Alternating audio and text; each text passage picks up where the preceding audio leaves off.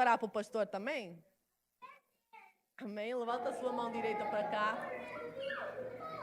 Ele é vaso do Senhor nesta manhã, então o que o Senhor nos quer entregar vai ser através dele, amém? Senhor, nós te agradecemos pela vida do teu servo, pela vida do pastor Glauber. Senhor, nós clamamos ao Senhor que o Senhor venha trazer uma unção, um vigor da tua parte. Sabemos que neste momento ele vai diminuir para que o Senhor apareça, e nós te agradecemos por aquilo que o Senhor vai falar através da boca dele. Usa-o com poder, com unção, com autoridade nesta manhã, Pai, em nome de Jesus. Amém. Aleluia. Baixa, cadê o Otto? Tá aí o Otto? É porque eu troquei o... E esse aqui é mais... Então eu tô com um foninho novo, então ele tá mais alto.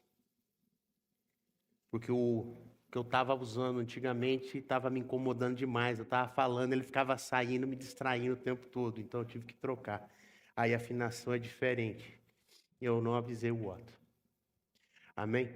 Irmãos, a Ana falou assim, se você tem alguma dúvida, procure o pastor. O povo gosta de ficar empurrando tudo para o pastor, né? Tem o Alex, tem a Ana, tem o Otto, agora tem a Natália, tem a Jessie, tem o Renan, tem a Lisa, tem um monte de líder da igreja. Vocês procuram os outros também, não precisa ser só o pastor, não. Amém? Irmãos, eu quero falar hoje sobre o 1 Samuel. Coloca 1 Samuel 9 para mim. E é uma história muito conhecida. Quem está traduzindo? É o Camilo? Você vai conseguir traduzir bem aí? Então tá, eu vou devagar. Nós estamos aí numa adaptação de tradução para espanhol, para inglês, então a gente vai chegar lá, a gente vai estar traduzindo até para chinês logo, se Deus permitir. Então já estou falando pela fé. Amém? Então, 1 Samuel capítulo 9 diz a seguinte coisa: certa vez, depois que comeram e beberam em Siló, Ana se levantou, o sacerdote Eli estava sentado ao lado da entrada do templo do Senhor. Ana estava muito angustiada e chorava sem parar enquanto orava ao Senhor.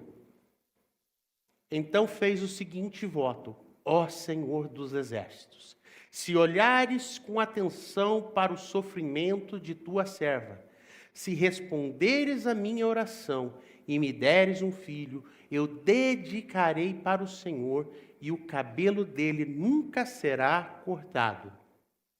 Enquanto ela fazia a sua oração ao Senhor, Eli a observava.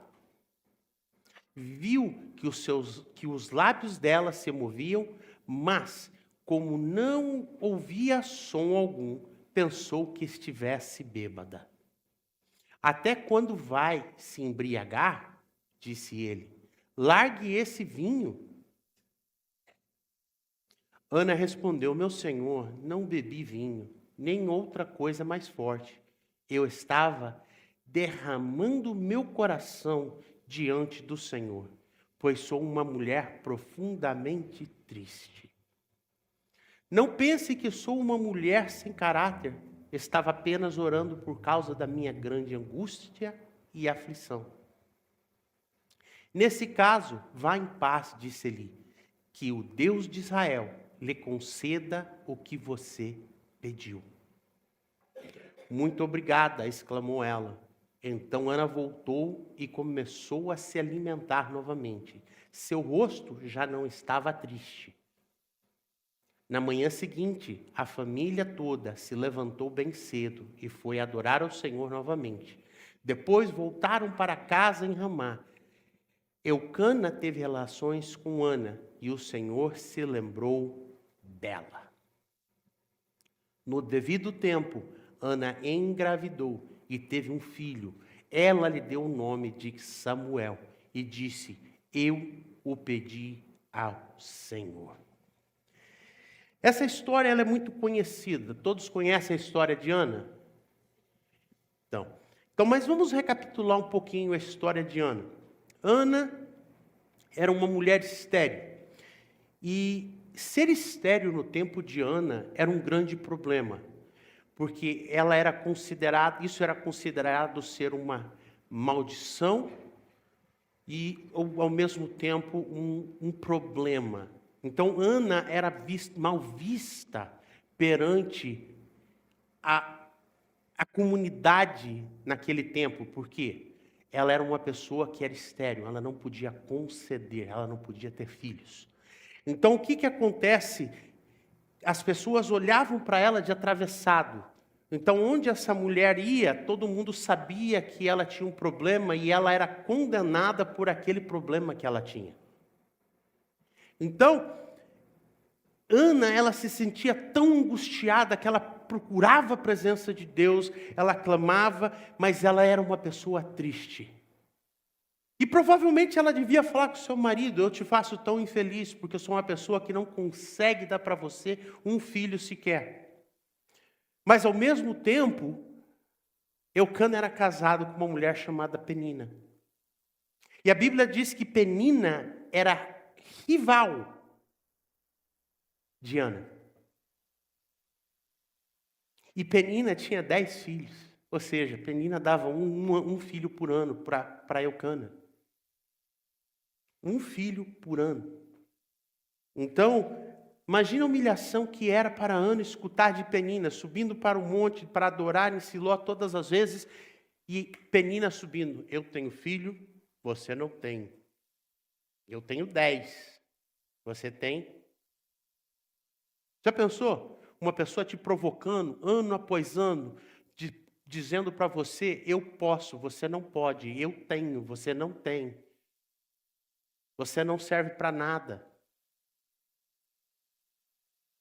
Você já parou? 10 anos, ou 11, 12 anos, não sei. A gente não sabe, ela podia ter tido gêmeos, ou seja. Mas chega um ponto que cansa.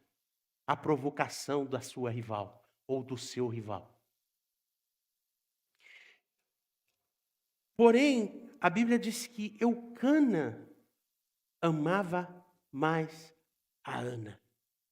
A ponto de dizer a Ana: não sou eu melhor para você do que 10 filhos? Então nós paramos para ver e entender que muitas das vezes o inimigo ele pode se levantar contra as nossas vidas. Ele pode nos provocar, mas o amor de Deus é muito maior do que as provocações do inimigo. Eucana amava a sua esposa de tal maneira que não se importava que ela, pelas pessoas, era considerada amaldiçoada, que ela tinha uma maldição na vida dela. Pelo contrário, ele a via como aquilo que ele tinha de mais precioso. Porém, eu não quero falar de Eucana, eu quero falar de Ana. Então, essa é só uma rápida capitulação do que estava acontecendo na vida de Ana. Apesar que nós temos várias Anas na nossa igreja, né? Ana Catarina, Ana Paula, Ana. Ana, ela estava num desespero porque ela queria ter um filho. Ana, ela queria gerar, entenda? Uma pessoa que ela é chamada para fazer alguma coisa, cumprir alguma coisa. Se ela não faz, ela vive infeliz. Ela vive com um buraco na vida dela, quando ela não consegue cumprir aquilo que ela foi chamada para fazer. Ana, ela foi chamada por Deus para gerar. Porém, ela não conseguia gerar. Por quê? Porque ela era estéril. Porque ela tinha sido impedido por alguma razão de poder dar à luz a uma criança. Deus conhecia Ana. Deus conhecia Eucana. Deus conhecia Penina. Deus conhece você. Deus conhecia a situação de Penina, que amava provocar a Ana. Deus conhecia o coração de Eucana, que amava a Ana e queria realizar o sonho de Ana. E Deus conhecia Ana, que desejava ter um filho para alegrar o seu esposo. Porém, muitas das vezes o que falta em mim e em você é conseguir chamar a atenção de Deus. Não quer dizer que Deus não está olhando para nós. Porém, Deus, Ele quer muitas das vezes que nós chamemos a sua atenção. Chamar a atenção de alguém é você fazer que aquela pessoa tire o foco da onde está, que ela está focada, e ela passe a focar em você. Deus, Ele não esquece de ninguém. Deus, Ele não abandona ninguém. Mas Deus, Ele cuida de todos ao mesmo tempo. E o que acontece muitas das vezes? Que o foco de Deus está em algum lugar. Prestando atenção. Por exemplo, hoje Deus está focando na Ana Catarina. Não quer dizer que Ele esqueceu da Natália. Mas Ele está focado lá. Mas a Natália tem que chamar a atenção de Deus para ela hoje. E o que ela faz? Ela tem que, de alguma maneira, falar: Senhor, estou aqui. Ana, ela teve 4 atitudes que fizeram que o foco de Deus fosse para ela. Porque Deus, Ele não está preocupado com as tuas palavras. As tuas palavras, sem atitude, elas são o quê? Vazias. O que chama a atenção de Deus são atitudes e não palavras. Eu posso falar o que eu quiser, porém, se as minhas atitudes não condizem com o que eu estou falando, de nada serve eu ir falar com Deus. A atitude vale mais do que palavras. Um gesto vale mais do que 1000 palavras. Ana, ela teve 4 atitudes a ponto de Deus focar nela, especificamente nela. A primeira atitude de Ana é o que acontece com muitas pessoas. Ana, ela estava desesperada.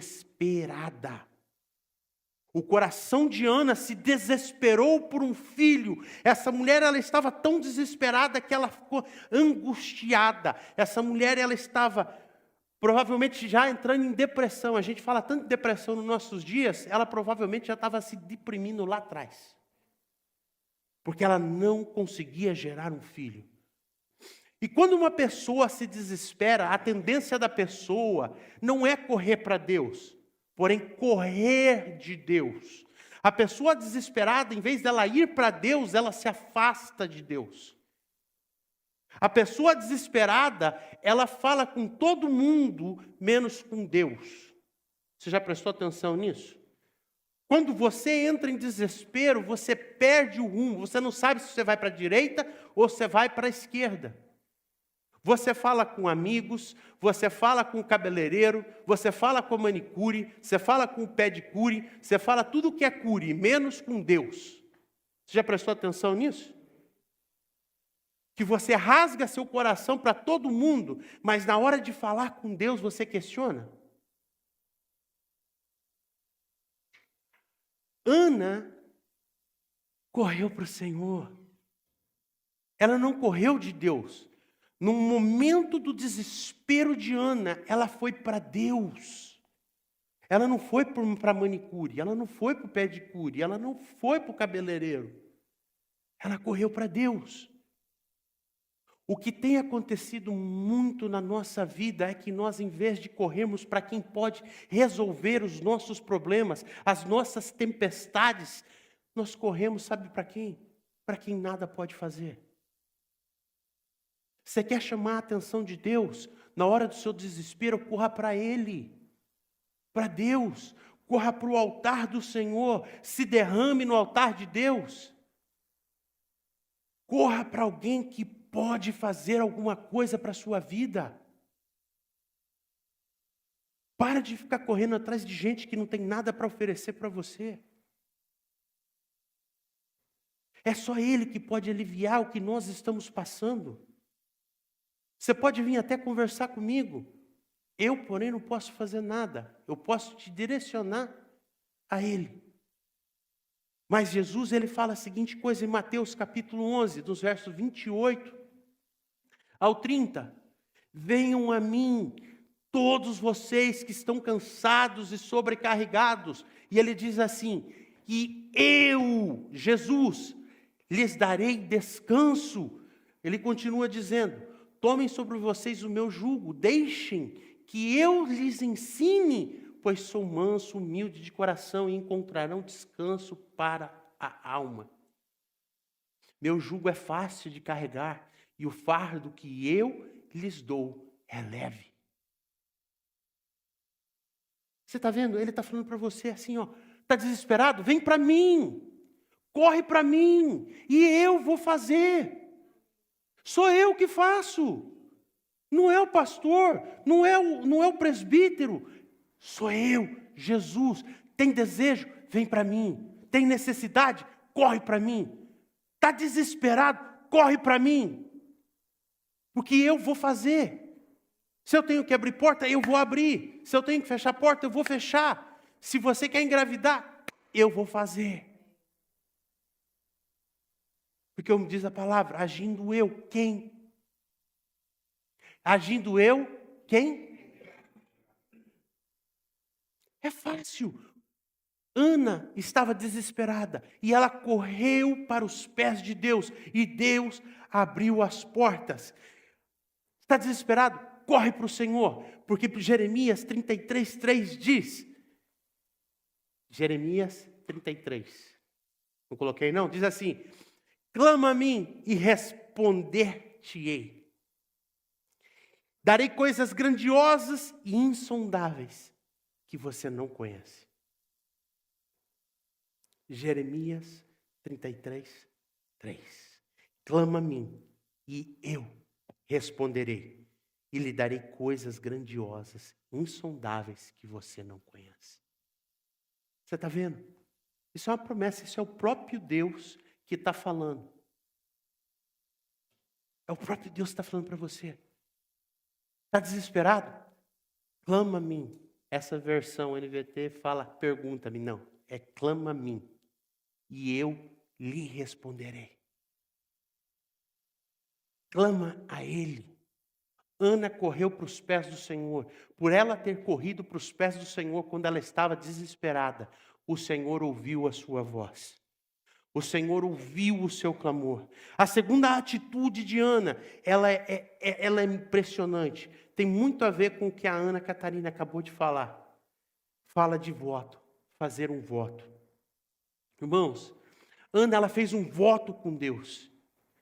As pessoas não entendem o poder do voto, o poder da promessa, quando você faz a Deus. Isso é algo poderoso, porque isso libera uma chave no mundo espiritual, ela vira uma chave no mundo espiritual sobre a sua vida. Existem consequências quando você promete algo para Deus, e você não cumpre. Existem consequências que acontecem na sua vida. Por isso que é melhor você não prometer do que você prometer e não cumprir. Porque consequências no mundo espirituais geram atitudes ou geram consequências no mundo físico. Ok? Eu já expliquei isso para os irmãos. Tudo que nós fazemos aqui gera uma legalidade no mundo espiritual para que venha nos influenciar no mundo físico. Ok? Ana, ela fez uma promessa para Deus. E nós lemos a promessa. Vocês lembram o que ela falou na promessa? Que se Deus desse um filho para ela, ela daria esse filho a Deus e jamais seria passada navalha em seu cabelo. Ela fez uma promessa para Deus. E a Bíblia, ela é muito clara quando se trata de promessa. Sabe o que Deus fala quando você promete algo? Olha lá o que diz Deuteronômio 23:21. Quando fizerem um voto ao Senhor, seu Deus, cumpra-no prontamente. O Senhor, seu Deus, fará o quê? Fará o quê? De vocês o cumprimento dos votos, ou serão culpados de... Próximo. Não é pecado de deixar fazer voto, mas se fizer um voto voluntário, cumpram cuidadosamente a promessa feita ao Senhor, seu Deus.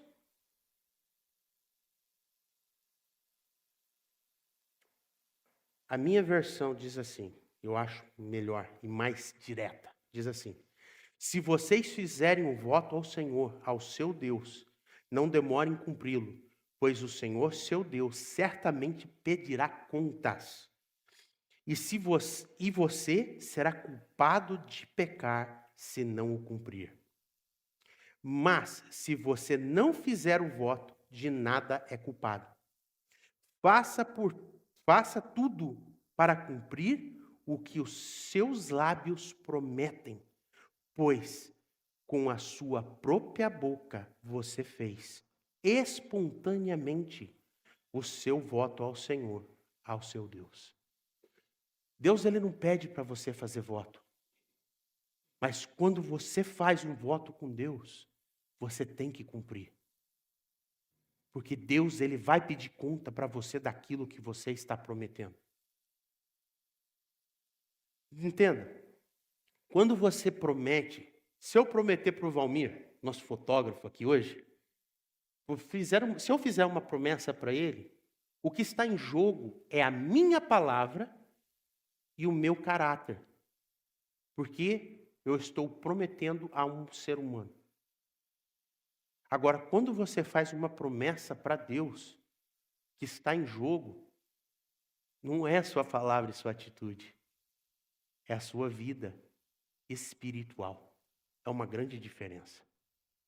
Quando nós prometemos a uma pessoa algo e não cumprimos, nós estamos parecendo o quê? Políticos. Agora, quando você promete para Deus, você pode ter certeza que a tua promessa, se não for cumprida, terá consequências na sua vida. E muitas das vezes, consequências devastadoras. Porque Deus é mau? Não. Deus, ele não vai se vingar de você. Mas você deu legalidade para que o Satanás possa entrar na sua vida e tomar aquilo que você mesmo prometeu que ia dar para Deus. Você está entendendo a diferença? Não é Deus que faz. Quem vai cobrar de você é o próprio inimigo. É o próprio inimigo. Então, se você não vai cumprir, nem prometa. Porque se você prometer e você não cumprir, consequências terão. Por ela ter crido, por ela ter se desesperado na presença de Deus, por ela ter feito um voto na presença do Senhor, Deus liberou uma palavra na vida dela. Uma palavra foi liberada sobre a vida de Ana, e Ana creu nessa palavra. Se você for lá, em 1 Samuel 1,17, que nós lemos, diz lá, nesse caso, vá em paz, disse Eli, que Deus de Israel lhe conceda o que você pediu. Ela se desesperou, ela fez um voto e ela creu na palavra. Ela creu. Eu, sinceramente, irmãos, eu não vejo uma pior geração que a nossa de incredulidade. A nossa geração atual é a pior geração para crer nas promessas de Deus. Vocês acreditam nisso? Antigamente era tudo baseado no que a palavra de Deus nos dizia. Hoje, a maioria das coisas é baseado tudo no que nós podemos fazer com as nossas mãos, com as nossas forças. Nós não acreditamos mais que Deus pode fazer. Nós não acreditamos mais que nós somos mais que vencedores. Nós não acreditamos mais nas promessas que ele falou, que ele ia para o Pai e ia voltar a buscar a sua igreja. Nós não acreditamos mais que Jesus provavelmente está voltando para buscar a sua igreja. Nós não acreditamos mais. O que está acontecendo em Israel, a maioria das pessoas estão dizendo, não, é só uma guerrinha. Já é normal. A Bíblia fala que no final dos tempos, antes da volta de Jesus, haveriam guerras e rumores de guerras. Irmão, você acha que o anticristo ele vai se revelar se tivesse paz na terra? O anticristo ele vai só se revelar quando tiver guerra. Eu falei para a Jessie ontem, eu estava conversando com ela. Irmãos, o que está acontecendo em Israel é iminente. É uma terceira guerra mundial batendo na nossa porta. E se tiver uma terceira guerra mundial, você pode estar preparado. Se você não estiver pronto, Jesus vai voltar para buscar a sua igreja. E se você não estiver pronto, eu sinto muito, você vai ficar. Jesus ele pode vir a qualquer momento. A qualquer momento. A partir de agora, pode esquecer. O princípio da dor está aí já. Tudo está nos levando para a volta de Jesus. E nós estamos duvidando da palavra de Deus. Nós acreditamos em tudo que se fala na internet, mas o que a Bíblia diz, a gente questiona. Tudo que a palavra de Deus, tudo que a Bíblia nos ensina, desde o início, desde que ela foi escrita, nós nos tornamos os maiores questionadores da palavra de Deus hoje. A ponto de nós dizermos que nós temos que adaptar a Bíblia para as nossas vontades. Vocês já viram isso agora? A Bíblia ela tem que ser reformada, porque ela é uma Bíblia, ela é uma palavra que ela já está ultrapassada. Vocês concordam que a Bíblia já é ultrapassada? Não, né? É hora da gente tomar posse daquilo que a palavra diz. A palavra diz que nós temos que ter fé, que nós temos que crer, que nós temos que assumir o nosso papel como cristão. Nós temos que fazer a diferença nesse mundo que jaz no maligno.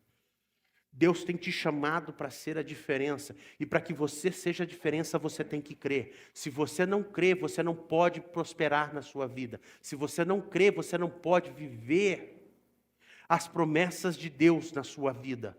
Só vive promessa quem crê. Só vive promessa quem acredita no que a Bíblia diz.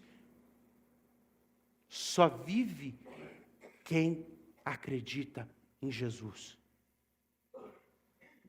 Eu sinto muito em te dizer, se você não crê em Cristo, se você não crê que a Bíblia ela é 100% verdadeira, e você duvida dela, você não está no lugar certo. Porque essa palavra, ela é boa, ela é original, ela não existe erro nela. Contém erro de pessoas, mas ela não é errada. Nela não existe mentira. Existem mentirosos dentro da palavra, mas não existe mentira. Então, se você não crer nessa palavra, eu sinto muito, você está no lugar errado. Ana, como eu disse, ela teve 4 atitudes. A primeira foi o quê? Se desesperar. A segunda foi fazer um voto. E a terceira foi crer na palavra que foi liberada sobre a vida dela. Para que você possa receber a promessa de Deus, você tem que crer. Sem você crer, você não vai receber aquilo que Deus tem para você. Por isso, lá em Hebreus diz, sem fé é impossível agradar a Deus, pois quem dele se aproxima precisa crer que primeiro ele existe e que recompensa aqueles que o buscam. Vocês entenderam isso? Sem fé é impossível agradar a Deus, pois quem dele se aproxima precisa crer que ele existe. Você precisa crer que ele existe. que se você não crê, você não pode receber a recompensa do Senhor. Você não pode viver a promessa de Deus na sua vida. Amém? Aleluia. E a quarta, e mais importante, não adianta você se desesperar. Não adianta você fazer um voto. Não adianta você receber uma palavra se você não tiver um relacionamento com o Pai. Você pode fazer as 3 outras coisas, mas se você não tiver intimidade com Deus, é tudo em vão. Ana se desesperou. Ana fez um voto. Ana recebeu a palavra. E o que ela fez? Ela foi lá e coabitou com o seu marido. Para que a palavra possa se cumprir na nossa vida, muitas vezes, nós também temos que ter uma ação. Não é só esperar de Deus, é ir e cumprir o que Deus fala para que a gente faça. Ana coabitou com seu marido e no tempo certo ela engravidou. E muitos de nós temos corrido para Deus, temos falado com Deus, temos pedido para Deus, temos muitas vezes até nos humilhado, temos nos ajoelhado, temos feito aquilo que a Bíblia nos ensina a fazer, temos recebido palavra atrás de palavra, temos feito promessa e promessa, mas na hora de se relacionar com Deus, nós não temos um relacionamento de intimidade com Ele. Sem intimidade com Deus não tem promessa cumprida na sua vida. Você pode arrancar seu cabelo, gritar, mas se você não tiver intimidade com o noivo, sinto muito em te dizer, nada das promessas de Deus vão se cumprir na sua vida.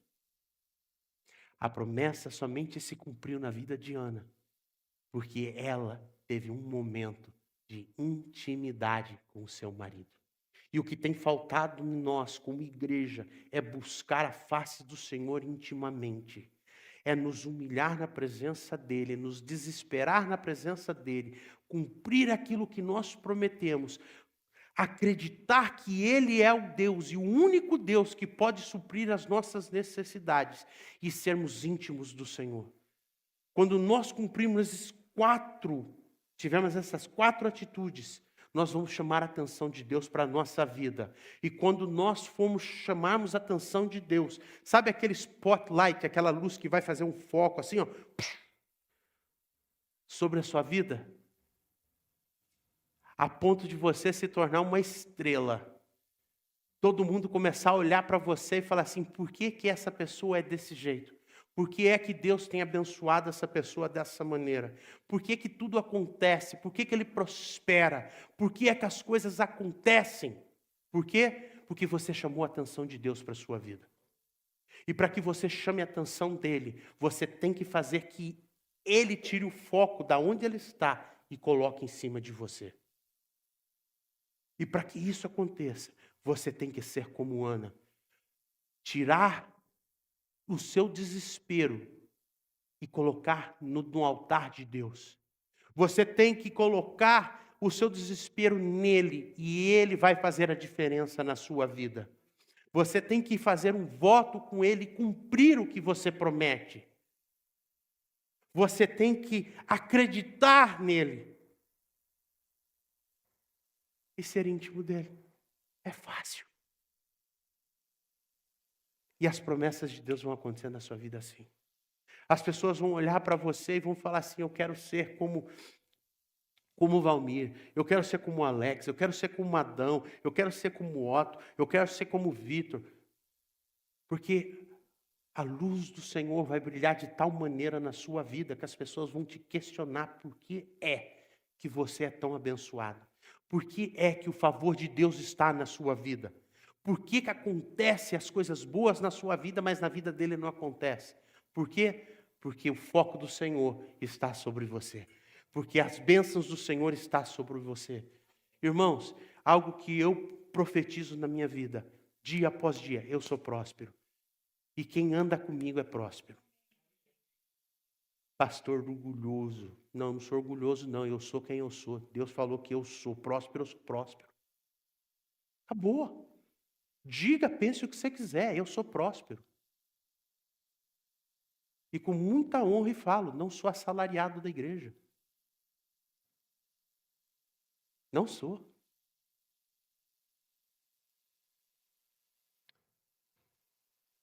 Há pouco tempo atrás, eu tinha esse rápido testemunho. Disseram que o meu carro, eu vou falar abertamente para os irmãos, amo os irmãos. Pessoas falaram assim, eu vou deixar de dizimar na igreja porque o pastor paga o carro dele com o meu dinheiro. Desse jeito. Aí eu falei assim, irmãos, eu sou o maior dizimista dessa igreja. Eu sou o maior dizimista da igreja. E eu provo para qualquer pessoa que precisar, que tiver dúvida e queiram os recordes da igreja. Nós temos toda a contabilidade da igreja. E quem quiser a prestação de conta, pode vir falar comigo. Essa igreja, ela só continua aberta por causa do milagre do Senhor. A providência de Deus. Nós temos 2 anos que a igreja fecha no vermelho. Vocês sabiam disso? 2 anos que a igreja fecha no vermelho. E as portas continuam abertas. E as coisas continuam melhorando cada dia que passa. Pergunta para mim como isso tem acontecido. Pergunta? Não sei. Não sei. Porque se eu fosse assalariado, se eu trabalhasse por um salário nessa igreja, deixa eu contar para os irmãos. A igreja não tinha condição de pagar o valor que eu preciso ganhar. Quem estipula o valor sou eu. Não é isso? O meu valor, quem estipula sou eu. Não é vocês. Mas eu estou aqui não é por causa de salário. É porque eu amo esse Deus que faz milagre. Esse homem que morreu numa cruz por mim e por você para fazer a diferença nesse mundo. É por isso que eu estou aqui. Porque eu amo cada um de vocês. E eu me sacrifico pelos irmãos. E não vou deixar de sacrificar. Na hora da necessidade, eu e minha esposa, nós estamos aqui para vocês. Porque nós entendemos o peso e o valor de um chamado. Que nós podemos tentar correr do que for, mas o Senhor, Ele tem nos prosperado. Deus, Ele tem nos dado tudo o que nós precisamos e Ele tem nos honrado. E nós não precisamos fazer nada. As bênçãos, elas têm batido na minha porta. E teve uma vez que nós tivemos um discipulado aqui, alguns dos irmãos estavam, eu já estou terminando. E eu disse, nesse discipulado, eu estou vivendo o melhor tempo da minha vida financeira.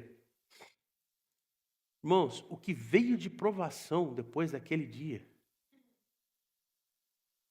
mas foi assim, ó, uma atrás da outra, financeiramente. Financeiramente, eu não estou falando saúde, não estou falando não, financeiramente, foi uma atrás da outra. Sabe por quê? Porque eu acabei de falar, Deus, Ele prova a gente nas nossas palavras.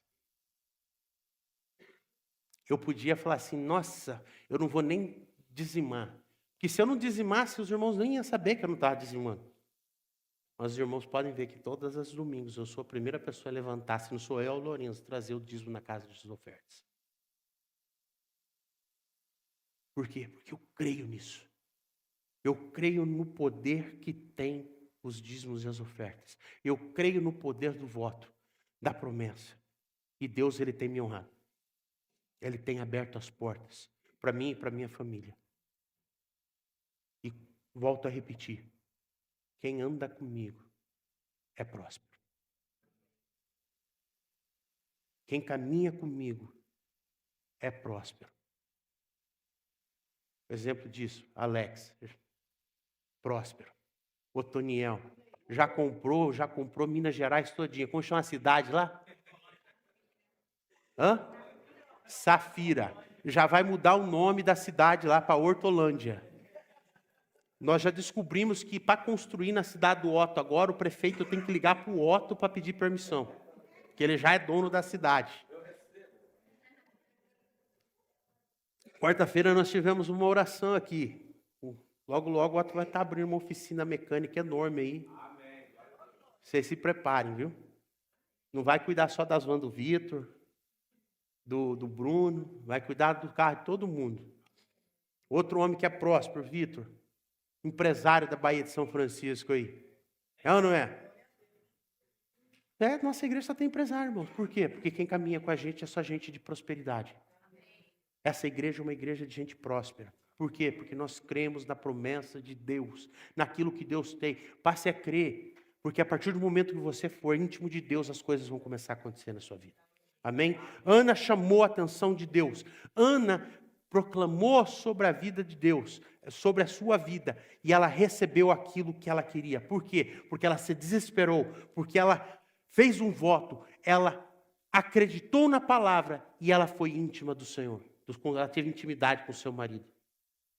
Então, corra para o Senhor, seja íntimo de Deus e você vai ver as coisas acontecer na sua vida. Salmo capítulo 25, verso 14 diz: a intimidade do Senhor é para que os temem, aos quais Ele dará a conhecer a sua aliança. Amém? Coloque-se de pé.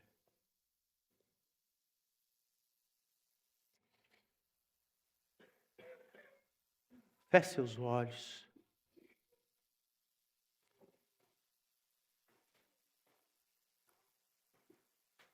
Baixa a luz para mim, Renan, por favor.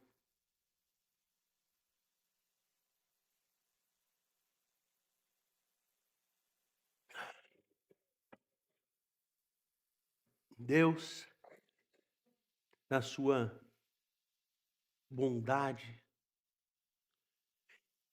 Ele olhou para Ana, enquanto Ana estava desesperada.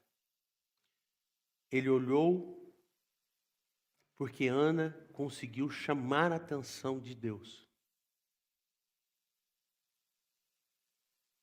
Porque ela não correu de Deus na hora do seu desespero, mas ela correu para Deus. E o que tem faltado em nós muitas das vezes é isso, é correr para Deus na hora do nosso desespero. É correr para o Senhor quando nós precisamos dEle, é correr para Ele. Porém, muitos de nós temos nos desesperado e temos corrido do Senhor. Corremos para todos e para tudo, menos para quem pode resolver o nosso problema. E hoje é hora de você entender que somente o Senhor pode acalmar a tua tempestade. Somente Ele pode fazer algo por você.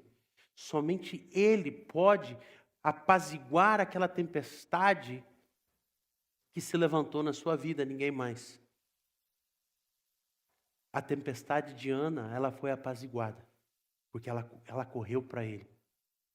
Porque ela fez um voto com ele e ela cumpriu o seu voto.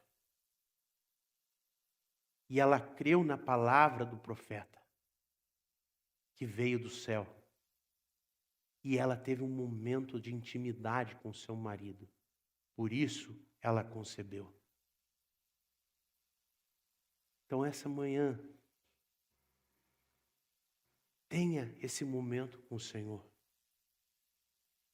Abra seu coração para Ele. Se você está desesperado ou desesperada, se você precisa algo do Senhor, eu quero te desafiar a sair do seu lugar. E vim aqui. Eu quero orar por você.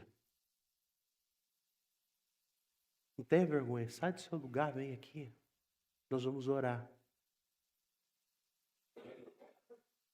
por você e nós vamos entregar para Deus o seu desespero. Vem. É uma oportunidade que você tem para sair do seu lugar. e vir para Deus. Que se você não vier, você pode continuar com a sua tempestade aberta. Isso não vai mudar nada para mim, mas ela pode mudar para a sua vida. Tem alguém? Se não tiver, eu vou orar e vou encerrar.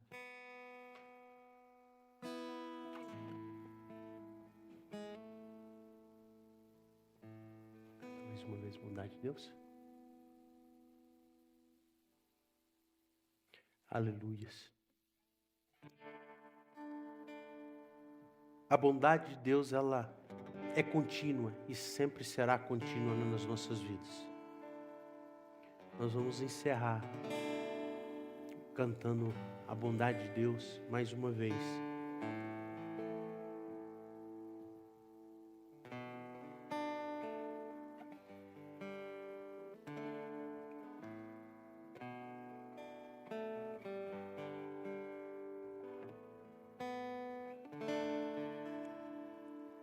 Te amo, Deus, sua graça nunca falha. Todos os dias eu estou em suas mãos. Desde quando me levanto até eu me deitar, eu cantarei da bondade de Deus.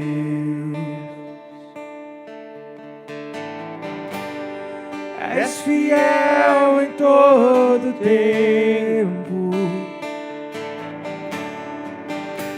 em todo tempo tu és tão bom. Com todo o fôlego que eu tenho, eu cantarei da bondade de Deus, da doce voz que me guia em meio ao fogo, era escuridão, sua presença me conforta. Eu sei que és meu Pai e que amigo és, e eu vivo na bondade de Deus. És fiel em todo tempo, em todo tempo tu és tão bom. Com todo o fôlego que eu tenho, eu cantarei da bondade de Deus. És fiel em todo tempo, em todo tempo tu és tão bom. Com todo o fôlego que eu tenho, eu cantarei da bondade de Deus.